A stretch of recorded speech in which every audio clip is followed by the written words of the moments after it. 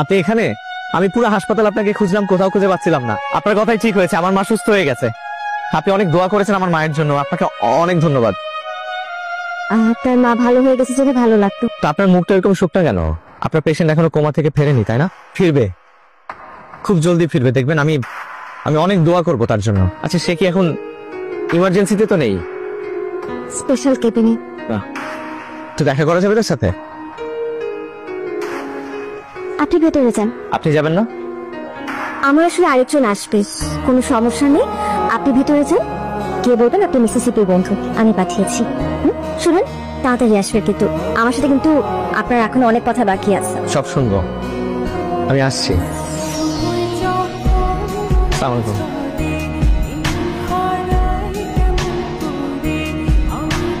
Excuse me, উনি কে? আমার বোন মিসিসিপি। না, মিসিসিপি তো বাইরে দাঁড়িয়ে আছে।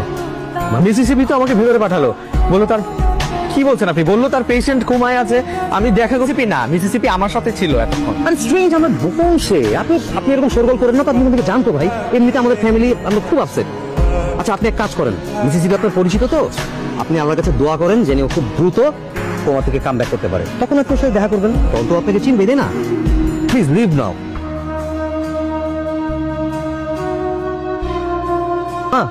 হ্যাঁ, ও তোমার থেকে ব্যাক করেছে মিসিসিপি।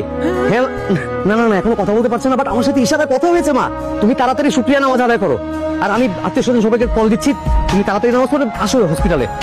ওকে ওকে, রাখছি। তুই কাকুলি খালাকে কল দিয়েছিস? এখনই কল দে। ও ব্যাক করেছে, তাই না? আমি জানতাম ও কোমা থেকে ব্যাক করবে। আমি অনেক দোয়া করেছি, আমার মাও দোয়া করেছে।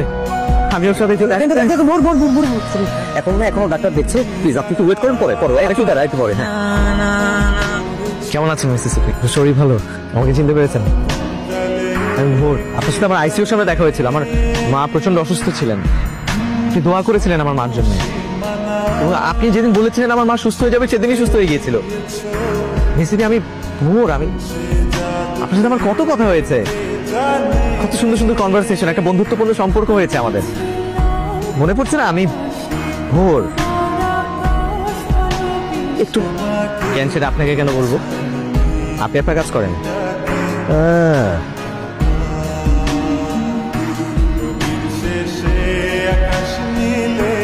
কি চান? আমি আপনাকে আপনার জীবনের সুন্দর সময়টাই ফেরত নিয়ে যেতে চাই। আর তাতে আপনার লাভ? দেখেন, আমি বিশ্বাস করি যে আমার মায়ের সুস্থতা পুরোপুরি আল্লাহর রহমতে। কিন্তু এরপরে একটা অচেনা মানুষ আমার মার জন্য এত দোয়া করেছে, যে কারণে আমার মা সুস্থ হয়ে গেছে। যেই মানুষটার প্রতি আমি এতটা কৃতজ্ঞ, আমি চাই না সেই মানুষটার সাথে আমার যোগাযোগ বিচ্ছিন্ন হয়ে যায়। তাই আপনাকে না চেনা সত্ত্বেও আমি বারবার আপনার কাছে আসি। আর কোমায় থাকা মিসিসিপির আত্মার প্রতি আমি একটা টান অনুভব করি। এটা এক অন্য ধরনের ভালোবাসা।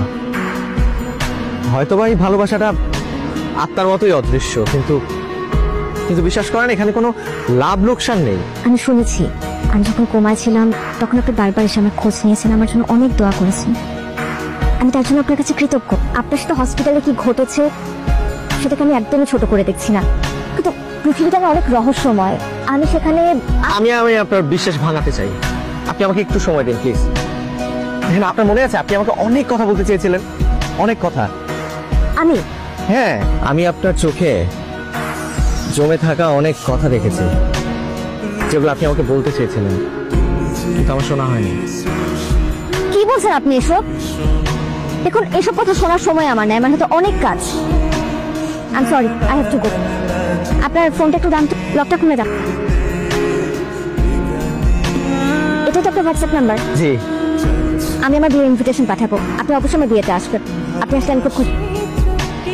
আমি আপনাকে কি বলতে চেয়েছিলাম? বলেননি তো সেটা, তবে আমার বিশ্বাস, নিজের খুব কাছের মানুষ ভেবে আমার সাথে অনেক কিছু শেয়ার করতে চেয়েছিলেন, যেটা কখনোই কারোর সাথে শেয়ার করেননি।